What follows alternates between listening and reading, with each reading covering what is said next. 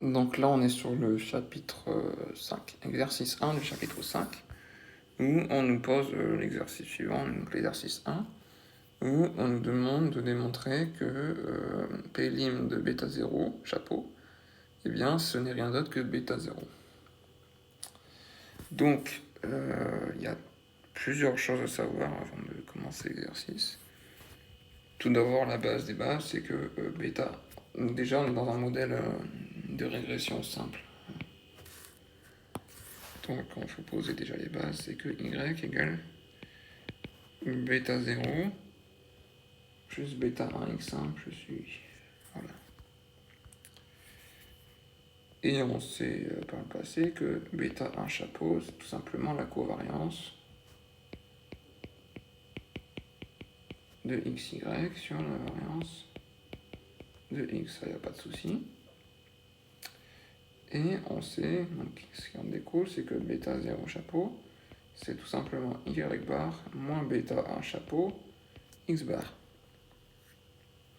Ok.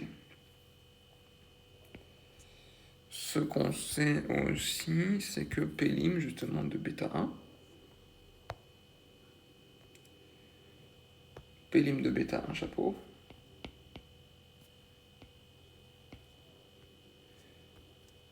eh bien c'est bêta 1. C'est vu dans le livre, en fait, dans la partie du cours. Ça peut être démontré assez facilement. Voilà, aussi que P lim de x bar, eh bien ce n'est rien d'autre que mu en fait, la moyenne de la moyenne, comment dire, de la population, la moyenne de x dans la population, et que P lim de y bar, c'est la même logique, hein, c'est la moyenne de y dans la population. Pourquoi? Eh bien c'est très simple, hein, plus on augmente le nombre d'observations, plus la moyenne de l'échantillon, elle va être proche, va converger vers la moyenne de la population. En fait, c'est ça l'idée. Hein. Donc du coup, on veut montrer que, tout simplement, que P lim, on va mettre en vert, c'est une hypothèse, P lim de bêta 0 chapeau, ce n'est rien d'autre que bêta 0. Donc, nous, on sait que bêta 0 chapeau, c'est ce terme-là. Pas de souci.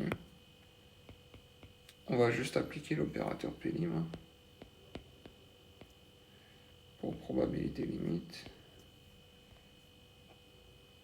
Donc P lim de bêta 0, étant donné que c'est linéaire, on peut l'appliquer en fait. Hein. Donc P lim de y bar, moins, c'est également commutatif, hein, moins P lim de bêta 1 chapeau, fois P lim de x bar. Voilà. Donc on peut remplacer par la valeur qu'on a citée, en fait, donc P lim de y bar, c'est tout simplement mu y, P lim de bêta 1 chapeau, c'est tout simplement bêta 1, et P lim de x bar, c'est tout simplement mu x.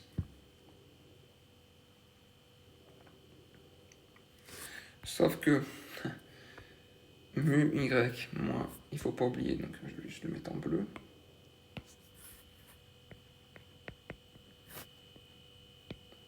P lim de bêta 0 chapeau, c'est mu y moins bêta 1 mu x. Et là, on remarque tout de suite, c'est que, en fait, bêta 0, en fait, ce n'est rien d'autre que y bar moins bêta 1 fois x bar. Ce qui est exactement ce qu'on a ici. Sauf que ici, c'est pour l'échantillon. Donc, on se retrouve avec un bêta 0 chapeau. Et un bêta 1 chapeau, a fortiori. Hein. Et que ici, c'est pour la population. Donc, on se retrouve avec un mu, un bêta P, et donc la probabilité limite de bêta 0 chapeau qui est égale à ceci. Et donc ceci, ce n'est rien d'autre que bêta 0 dans la population. Donc bêta 0. Et donc on a bien répondu à la question qui était de démontrer que P' de bêta 0 chapeau n'est rien d'autre que bêta 0 lui-même. Voilà.